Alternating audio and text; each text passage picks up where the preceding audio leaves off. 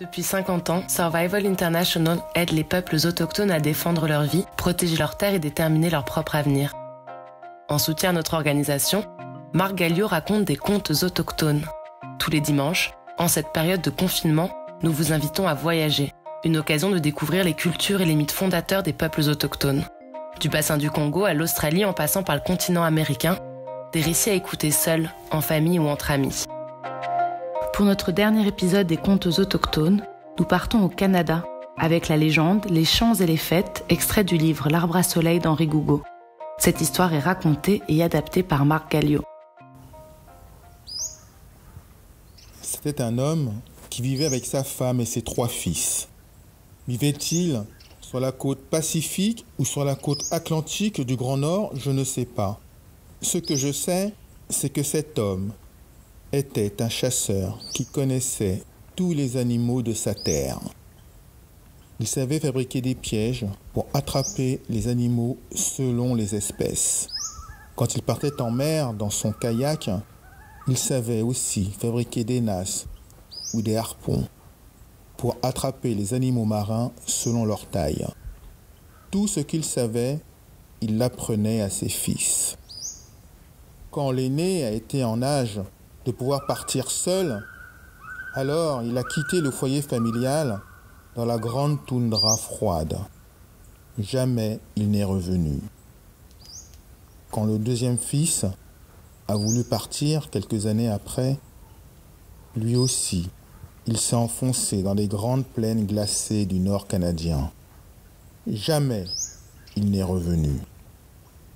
Quand le troisième fils a voulu lui-même partir, alors ses parents lui ont rappelé qu'ils ont déjà perdu 2 fils et qu'ils ne voulaient pas le perdre lui. Mais nous ne faisons pas les enfants pour nous. Alors les parents l'ont béni 3 fois. Et à ces 3 bénédictions, le fils a promis de revenir. Le voici maintenant parti par un matin de brouillard sur une piste. Quand le brouillard s'est levé, il a vu dans le ciel un grand aigle noir. Alors il a pris son arc, sa flèche, il a pincé la corde et avant même qu'il ait eu le temps de tirer, l'oiseau s'est posé à côté de lui. Il a déployé ses ailes et là est apparu un homme grand, fort, vigoureux et qui lui a annoncé brutalement « C'est moi qui ai tué tes frères » parce qu'il ne voulait pas apprendre les chants et les fêtes. Alors le jeune homme lui dit « Mais les chants, les fêtes, c'est quoi ? Veux-tu me suivre, oui ou non ?» dit l'homme aigle. « Oui, dit le garçon. » Et voici que le garçon suit l'homme aigle. Il traverse les vallées, les plaines, les montagnes rocheuses et ils arrivent jusqu'à une grande paroi rocheuse. Alors ils grimpent la paroi rocheuse et arrivés en haut, ils arrivent à un plateau forestier. Boum boum, boum boum, boum boum, boum boum. L'homme aigle dit « Les bruits lents et sourds que tu entends sont les battements du cœur de ma mère. » Boum boum, boum boum, boum boum. Ils traversent la forêt et au loin, ils aperçoivent une petite maison en pierre. Au fur et à mesure qu'ils avancent, les bruits lents et sourds ralentissent jusqu'à disparaître. L'homme aigle ouvre la porte de la petite maison de pierre et là, il y avait une femme toute recroquevillée sur elle-même, toute chenue, les cheveux blancs et à la voix nasillarde. Elle dit « Mon fils, bonjour. » Alors l'homme aigle dit « Mère, voici » en montrant le jeune homme. Alors la vieille femme regarde le jeune homme et lui dit « Je me morfonds car je ne peux transmettre. Je vais t'apprendre les chants et les fêtes.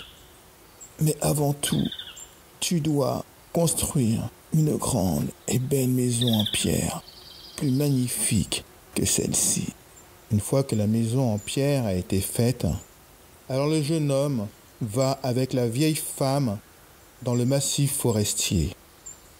La femme lui apprend à couper les arbres, à les creuser, à choisir l'animal, à prendre sa peau, à la tendre sur le fût creux pour en faire des tambours. Et puis, elle lui apprend aussi à choisir les mots, à les mettre ensemble, à composer des chansons, à chanter, à trouver sa voix et à danser. Au fur et à mesure de son apprentissage, le dos de la vieille se redresse. Ses cheveux blancs deviennent une grande et belle chevelure noire et elle reprend les rondeurs d'une belle et jeune femme. À la fin de son apprentissage, le jeune homme est tout de suite attiré par cette femme magnifique. Le regard médusé, la femme lui dit « Tu dois absolument partir ». Le jeune homme, se souvenant de ses frères, il ne s'échappe pas, il s'enfuit. Il retraverse le massif forestier, il redescend la paroi de pierre, et puis il retraverse les montagnes, les vallées, les plaines, jusqu'à arriver à la maison de ses parents, qui ne l'attendaient plus. Alors il se congratule, il se serre très fortement dans les bras. Ils sont heureux de se retrouver.